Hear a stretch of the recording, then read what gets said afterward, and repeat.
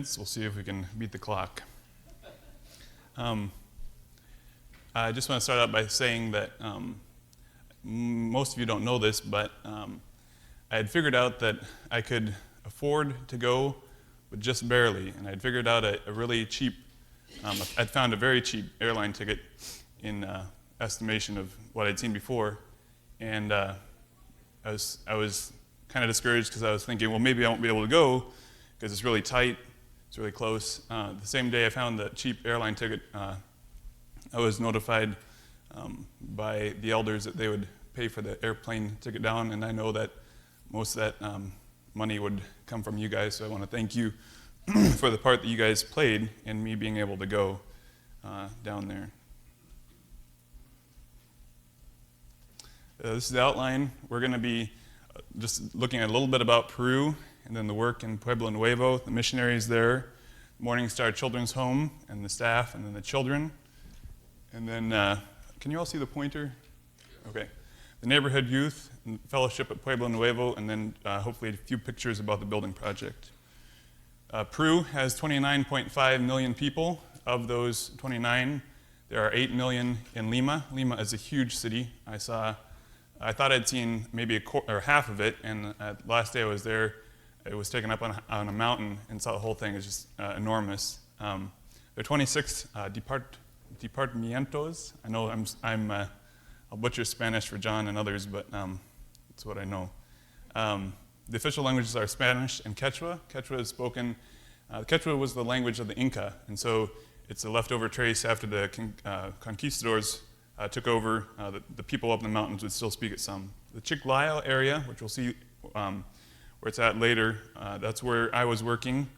Chiclayo itself is 900,000, but the surrounding communities make the whole area about 1 million people. And the main industries are agricultural products. They'll send asparagus up here, mangoes. They grew sugarcane and rice in the area I was working in. Tourism from Machu Picchu, Cusco, and I suppose the Andes. Also some surfing and stuff along the coast, and textiles. This is kind of a fuzzy map. It's from the CIA. I wasn't a political statement. This is Lima here in the center, and there's 4 towns I want you to see. There's Arequipa down here in the south. This is Chile. There's Ica. There's Trujillo. And there's Chiclayo. It's 4 hours from Ica to Lima, 12 hours from Lima to Chiclayo by bus, 3.5 hours from Chiclayo to Trujillo. And you'll hear those names later on, hopefully, if I remember. These are the 26 provinces or departamentos of Peru.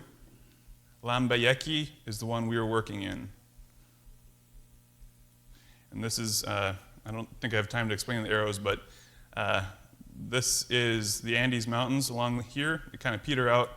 Here is the northern border of Peru, and along this little coast is basically a desert.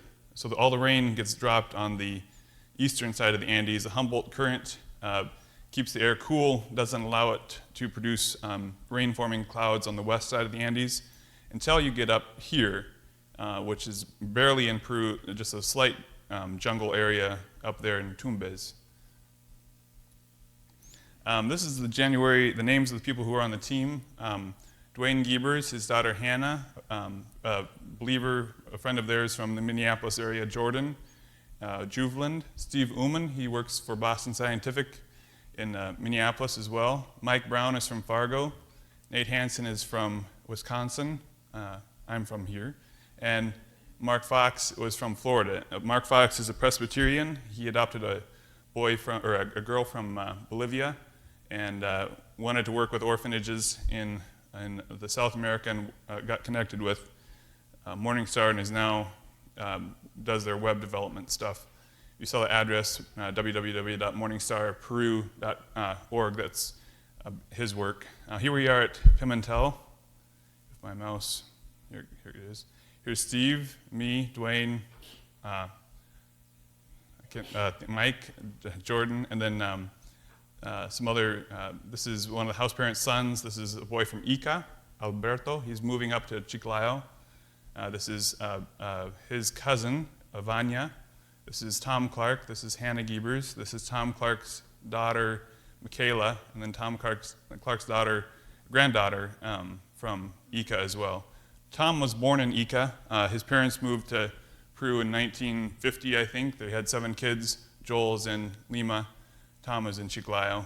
This is the last day. We had dinner at the DeJager's house, but I guess I'll point out their family. Mark took the picture, but this is Kim, and then their oldest son, Chris, Lindsay, and Jonathan, a friend from Canada. They just moved down there last November. This is Tom Clark and Carol holding Sarah. I think Carol's telling Sarah to look at the camera, but this is the day of the baptism, and had a meal afterwards. This is Mark and Kim DeJager from Nova Scotia. Mark is trained in education administration. He worked in finance for quite some time, but they were down there 2 years ago and felt the need to return. Deanna actually met them at the MOP conference at Greenwood Hills this spring, and they weren't sure if they were going yet, but they were sure that they were going to Peru if they went. And so he's actually going to be taking over the administrator position, or creating it actually, administrator position at the Strong Tower Elementary. And if we have enough time, I'll show a video later, but there's two aspects of the work. There's Morning Star Children's Home, and then because of that, there's Strong Tower Elementary. And our purpose in going was to build a classroom that would increase the class size offering at the school. They hope to build 2 more buildings the same over the next 2 years. But because they had the kids in the home, they didn't want them necessarily going out to the public education if they could provide it in-house. And so now that's been the ministry to the neighborhood, actually, the neighborhood kids, and that's actually how the assembly's been grown, because the kids would come, the parents would have to have a meeting once a month with the principal.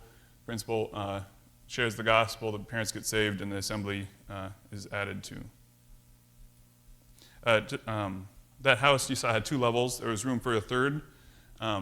Alberto and Rosa are the house parents for the main level. They've been there, I think, about a year.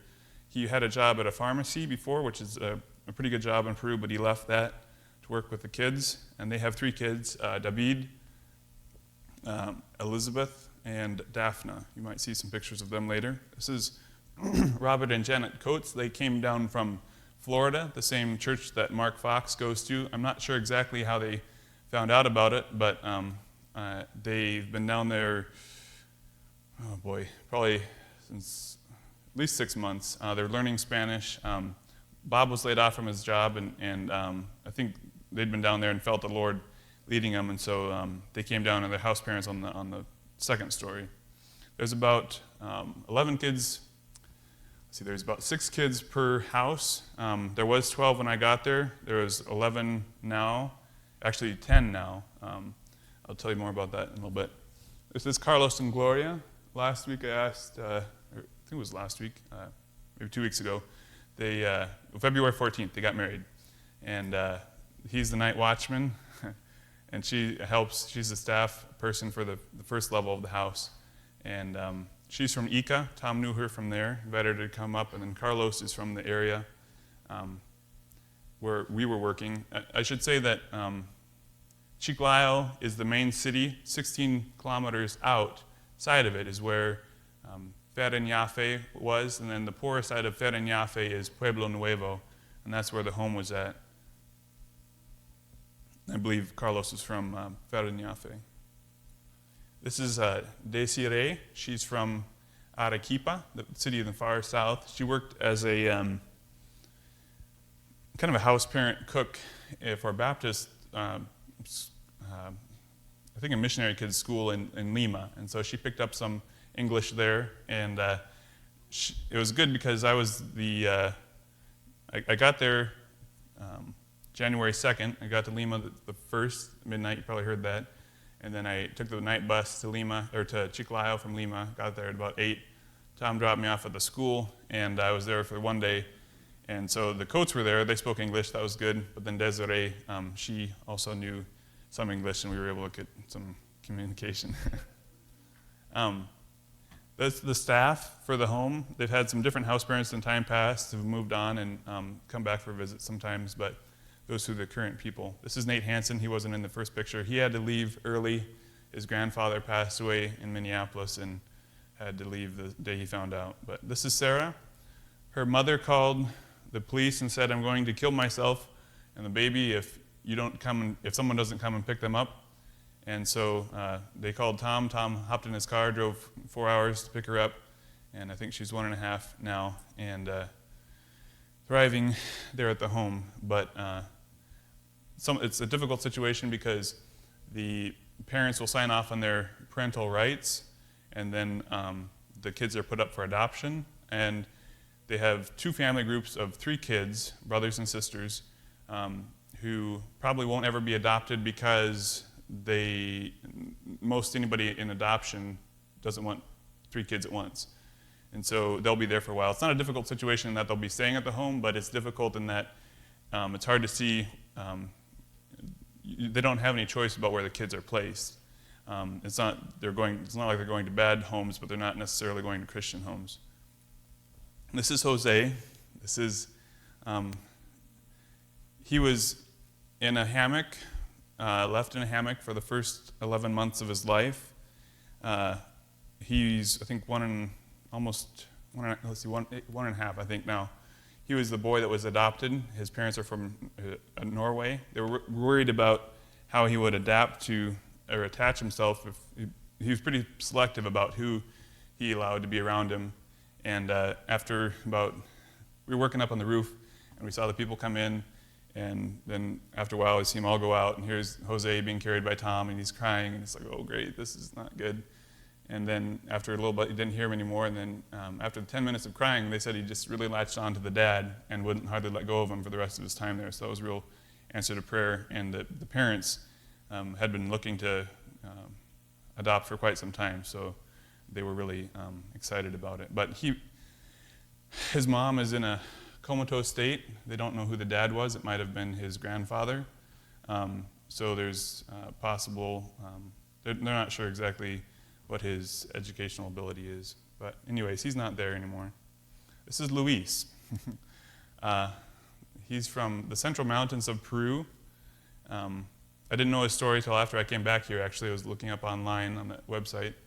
And he was baptized when I was down there. He was the one he'd come in the door to eat. All of us, most of us would eat in the downstairs house, and he would come in and, "Hermano Lelan," and give you a hug, and just be real. All of them were like that, but him especially was very sincere. I'm not sure what happened to his parents exactly. I believe he has relatives still in the Central Mountains of Peru, but he was befriended by a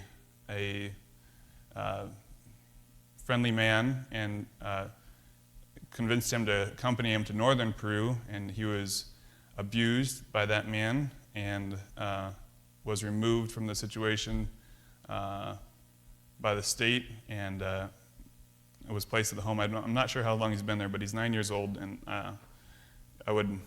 you'd never know that anything would really happen to any of these kids. This is Yenny. I'm not really sure her situation. I know that her parents are still alive, but or her dad is, but he signed off on the parental rights, and she was excited about coming there when she first came because she said that they would. She told her dad that they would teach her how to be a Christian, and so she's a believer and was previously baptized, I think, before I got there. Tom bought this compound for $35,000 3 years ago. It was just mainly this. You see this wall here on the right, and then around, and then the back side of this building. And there's probably 20 feet behind Yenny. He's built a wall around the whole, or about 1/2 of the property, and that's where the staff house and or the home is, and then also where we built the classroom is out directly behind where this picture is being taken from. And so we stayed, these are the current classrooms. There's 3 of them, 2 bathrooms, and then a storage room, and then you can see the corner of a staff house, and then this is all covered over where we're standing, and then over in this corner, you can't see it, but there's a bathroom. So they do have electricity, as you probably saw in facilities, so it wasn't too rough. This is Maria, this is Mark DeJager, and this is Daisy. Daisy professed salvation the second week we were there and was baptized the next Sunday. This is Maria. Both of them were abused in their homes. Maria by her mother. She has scars on her body that all over her body. They say. I told you a story. I was sitting at lunch and I didn't even think about it, and she had a scab on her arm, and I asked, well, "What do you ask kids? How did this happen?" Well, quickly got to know. Don't ask that question. I was thinking about it, like, "Oh, that was stupid." Yeah, asking, and it turns out I didn't know her story at that time, and it must have been a leftover from her mother's treatment. She was baptized as well when we were there, and then Daisy was abused, and has a lot of. She's very reserved, very cautious around people and men especially. But the Lord is working in the kids, and by the end of the time there, nobody was really, I don't know, I won't say afraid, but too reserved around the team at all.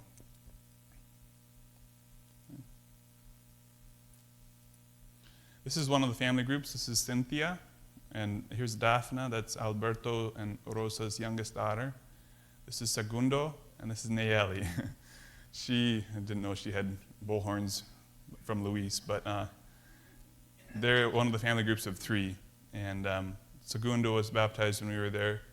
Nayeli is one who'd come up behind you at lunch and give you a hug and kiss you on the neck, and just very outgoing and happy-go-lucky.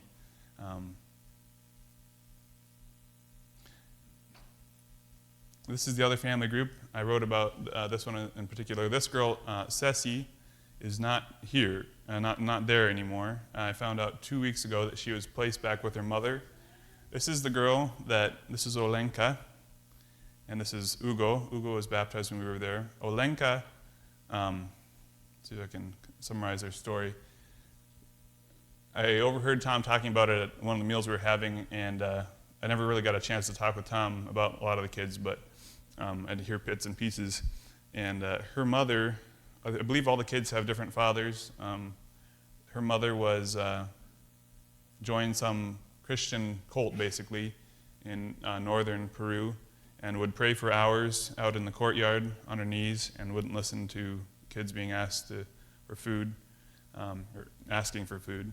And so Ceci is 8 months old, and for the first 4 months of her life, Olenka, who is 4 years old, took care of her.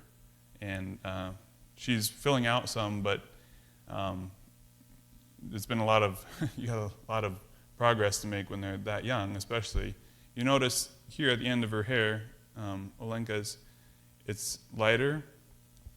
It's finally, her hair is recovering from the malnutrition, but that's the last traces of it. Some of the kids would be have bleached hair. The neighborhood kids, they had very dark hair, and but this is not the case for her. She's was overcoming, I guess, malnutrition when she was younger. They just wander around out in the streets and looking for ways to amuse themselves or find food. I think he might have been sent to beg on the street in an Ecuadorian town across the border. But I guess the state, I don't really know the circumstances, but the state is putting this one back with the mother to see, I guess, if she's well enough to take care of him. It doesn't seem logical, because why would you put the most vulnerable one back with the mother who wasn't taking care of her to begin with? But I don't know the situation, so the Lord does, and just pray for Ceci and her mother, who professes to be a believer. Very sincere, but very just not well-taught believer from what Tom said about her mother, and just was not real worldly wise about a lot of things. This is Anita with Hannah. Anita is the oldest girl there. She lost her right leg due to tuberculosis, and she couldn't go back to her home because of the health situation there. And so she's staying at the home there, and she's taken to school outside the school because they don't offer her grade level. And she was baptized, I believe, last year, but it was kind of, when you have something that young, I guess, and it's a visible limp, it's very, I don't know, there's a lot of, you have a lot of ideas to overcome in your mind at that age about, being, it was hard, she didn't get out as much with the other kids because of her her leg situation, but she did go with us quite a bit out to the plaza, and but she couldn't stand for a super long time, and just had some health difficulties that way. But this is the Hugo, Segundo, and Luis. This is what it would be like when we came in. This is the living area of that first floor. There's a bathroom over in this corner, a bedroom, another bedroom and a bathroom, I believe, and then a bedroom to the left further, and a bathroom, and then the kitchen is behind us, a dining room. This is another picture. This is the school office. That picture with Yenny, this was all behind us. So there's a storage room. They have a prayer meeting. I didn't take pictures of it, but it's in this room. There's another room over here. It just has a screen over the top of the walls. The walls are very thin. This is the neighborhood Hoviness. The young people, for the most part. There's some kids from the home down here in the front, but there will be some pictures of the individuals later. But one thing I noticed about Peru, there's always, seems like every place I was at, there was a spiral staircase. The Wakefields had one that went from their first floor up to their third floor. The Jagers had one at their house that went from their second floor to the top of the house. This one's here to take it up to there's a staff. That's where Gloria and Daisy, they stayed, was up in that staff house. This is Coco. He lives down the street. He would give everybody nicknames. Mine was Kanadi. So he would come in the morning and, hey, Kanadi, hey, Coco. And it was just a real, I don't know, this picture tells a lot about him. He's a real character. He knew, his parents just went through a divorce. He's 14 years old. He lives on about the end of the block that's across the street from the home. But he knew all the songs. The last Sunday I sat by him in the remembrance meeting. He knew all the songs in the hymnal without looking. We had to share a hymnal, and I was reading and was sharing, and he wasn't looking at all. He knew all the words by heart. I thought that was a pretty good testimony. This is Pedro. He lives down the street as well. His younger siblings go to the school. And this is Pedro's sister, Rosa, with Mike Brown, and then that's the wrong name. It got Yenny. And this is Jordan with one of the boys. But the girls, there isn't a lot of impetus to go to school. They'll drop out early. The living conditions aren't that great. The opportunity to make money isn't that great. So for this side of town, at least, maybe the whole town, it would be common for girls of Rosa's age, and there's another girl, Teresa, to sell themselves to make money. And this is Teresa. She wasn't really photogenic most of the time, but got her an off moment here, I guess. We shared pictures, so I didn't catch this one. Somebody else did. So she's 14. She would come early. She would work most of the day at the job around helping with where she could. But one day, I remember we were going into lunch, and I realized that she had stayed out. And I asked, well, now are they going to go home, or are they going to be fed? They said, yeah, they will be fed. The general rule of thumb is that nobody goes hungry, but if they ask for things, they don't give it just because it becomes welfare. And so she'd asked for money. Somebody mentioned after I asked that morning she'd asked for money to buy her mother or her brother food because he hadn't had breakfast and wouldn't be probably having lunch and maybe not supper. And because I believe her mom is an alcoholic, and that really, really cuts down on your appetite when you're sitting at a table and you know somebody outside is not going to be eating. Plus, there's 5 other people, probably or more, lots more people in the neighborhood that maybe you even know that are going hungry. This is David Apanike. He lives across the street. His dad professes to be a believer, and he's the guy who's finishing up the building project for us. He did the plumbing. But David is an artiste, somewhat. He drew me a picture. I'll bring it next Sunday night. And he wants to be an actor. Okay. This is Veronica, and this is the last youth group that we were there. We were playing volleyball, and then we had a bonfire later. This is Royer. He's from a believing family in the neighborhood. He's the only one that comes to the assembly, but he's a great guy. We'd play soccer at night, and it's just incredible to watch the kids. It's just like, I don't know, they're doing a ballet with a ball or something, just constantly hitting it the right direction, just running with it. You'd have to see it really, but some of you probably have already. But he was a good soccer player.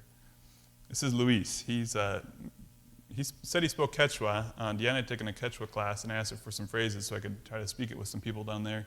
And I would say the phrase, and they would kind of give me a blank look. And so I found out later that there was several different versions of Quechua, depending on what region you were from. So that could have been one of the issues, or my pronunciation, or just not a commonly used word. But anyways, they all have a good sense of humor, and they laugh very easily, and community is very important. The first thing I noticed when I landed at the Lima airport was everybody was fairly short, and there was a new shift coming on for the baggage crew looking out the window, and here was all these 5 guys coming out to the airplane, and looked like everybody who was coming in shook hands with everybody who was already there. And it's true that anywhere you go, you shake hands with basically everybody. So all that to say, their emphasis on community was pretty good. We'd be working, and they'd get talking, and we'd forget about work. And I have to remind them we have to remind ourselves to get back to work. This is Davico, David Cornejo. He professed salvation the second Sunday we were there and was baptized the last Sunday. I believe this is the second Sunday after he was baptized. He drives a moto, which is a 3-wheeled motorcycle. It's one of the more dangerous forms of transportation in Peru. But he went for 1 year of civil engineering at a university somewhere down there, and was saving up money, working to save up money to hopefully go back. But he has, out of all the kids down there, he was one that had better English. Most of them would know a few words, but he would know a little bit more. This is Franklin. He was about to be initiated into a gang when he got involved with the work there. And most of the gangs in Peru are not like violent, Bloods and Crips, but I suppose it could turn into that. They are more into robbing people, pickpockets. And Tom said there's usually there'll be a woman in charge of the gang, directing a bunch of different guys to do the street work for him. So anyways, he's a believer, as far as I know. He lives, I think, about 2 blocks away, but he plays semi-pro soccer. He's one of the 2 kids who's graduated high school, and he wants to study language. David Davico also studied, or also graduated high school. This is Elvis. He's 12 years old. He would come around he went to the Sunday meetings there and hung out with the youth. I didn't see him so much, but it was fun chatting with him. We'd play soccer together at night sometimes. It was a bonfire for the Hovenists the last night. We wanted to do something to try to show our appreciation for all the work that the kids had done, all the Hovenists. And so we were trying to think, well, could we get a pizza? Or, what could we do? Okay, let's do s'mores. Try that at least. So we got the marshmallows, and we got some vanilla graham cracker cookies, and then they got some chocolate. But the chocolate, we found out, was not the right type.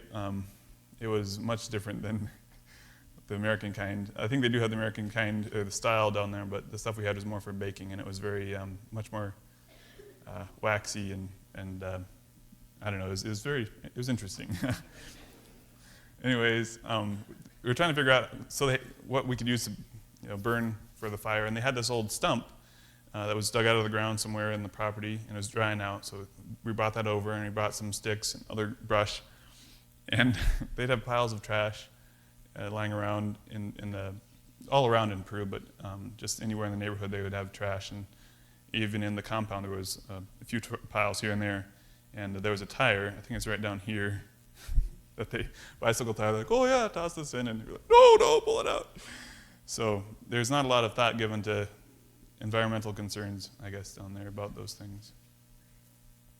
Oh, the other thing was that Coco, the first guy, he had this bottle, and we were having trouble getting the fire started at the beginning, and he's like, oh, medicine. It's like, what is it? Looked like gas, looked like diesel fuel to me. And he's running up there to the fire. Stop! Don't toss it on the fire. And he's like, no, medicine, very, very good.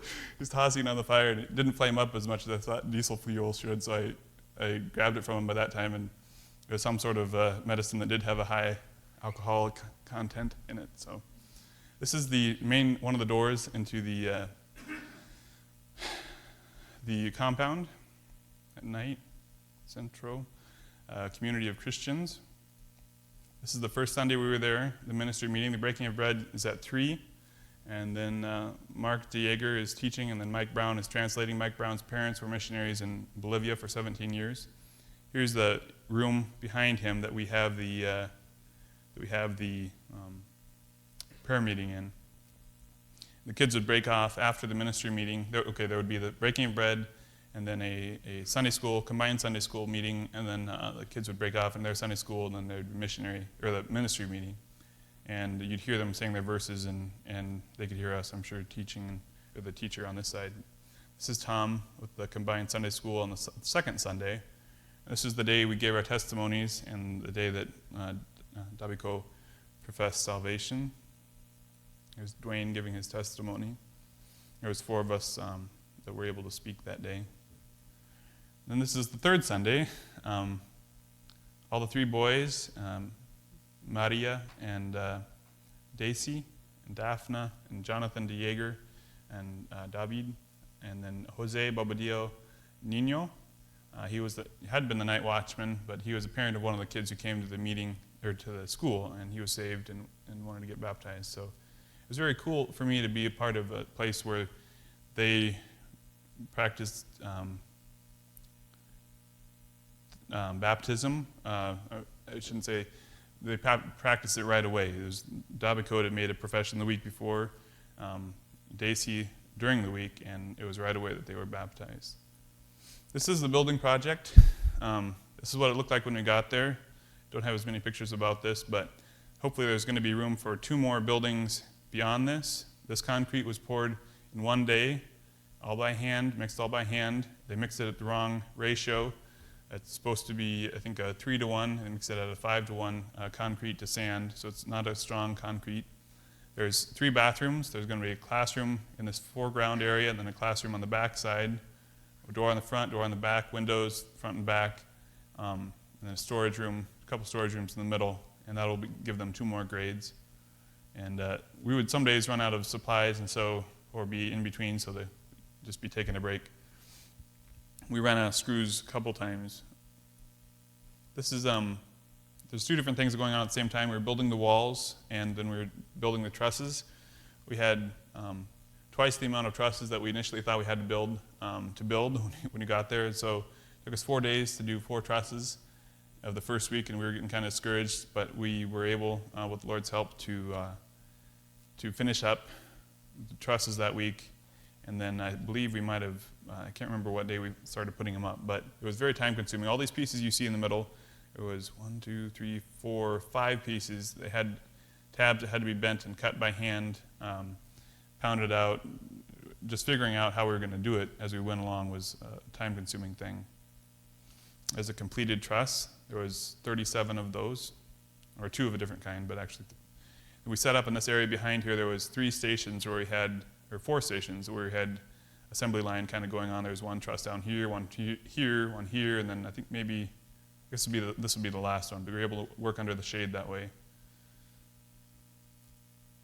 And this is what the Lord did. We were able to do with the help of the people down there, and it was just really great to be a part of working for God's eternal kingdom. My perspective on life has changed since I went to Peru. I kind of skated through a lot of my college time, I think, and my younger years, not necessarily thinking about it, but there's so much to do that I don't want to do that anymore. There's so much to be involved with, if not here, somewhere else in the world. And it was just, I don't know, very, very cool for me to be down there, and very a blessing to me to have the Lord teach me about redeeming the time. Because I don't want to be, and I don't think any believer honestly would want to be idle when the Lord comes, and I have been, and hopefully will be less of that way in the future. But it was just very cool to be involved down there. Very, very much a blessing, and I just want to thank the Lord first of all for allowing me to go, and it was a desire of my heart to do this for about 8 years, and He opened the door finally when I was here. And I didn't know where I'd go, but I also thank you again for the gift. And all the time when we were working on the building, I was thinking, unless the Lord builds a house, they labor in vain who build it. And that's where we left it. It's the Lord's work, and it's in His hands. And should He decide to use us, I'm very, very grateful for that. But it's all for His glory, because of His goodness toward us, that we were able to go, the building was able to be done, and we were just happy to be a part of that work. So that's all I have. I think I made it. Yes. I'll close this time in prayer. Father, thank you for your great love for the world, and for your graciousness in working with each of us. Lord, I pray for the work in Peru and in Pueblo Nuevo, and all the faces that we just saw, Lord, meeting this afternoon again to remember you, and you know the struggles that they have and the problems that they're working through, Lord, and we look at our lives here and see how much different they are in a lot of ways. And Lord, we just ask that you would help us to be doing what we could, even in Lawrence, and wherever we're at, to be working for you and your eternal plan to draw people unto yourself. And just thank you that for your Son who made it all possible through his sacrifice and his great love for us and willing to obey you, Lord. And just pray that time to follow, that you would lift him up in our hearts, and that we would desire to obey him and follow him more. Help us to redeem the time, Father. And thank you that the days are getting shorter and fewer before we will see your Son, and that we'll behold him face to face with believers from all around the world. Just thank you for this time, and ask that you bless the morning as it continues. In Jesus' name, amen.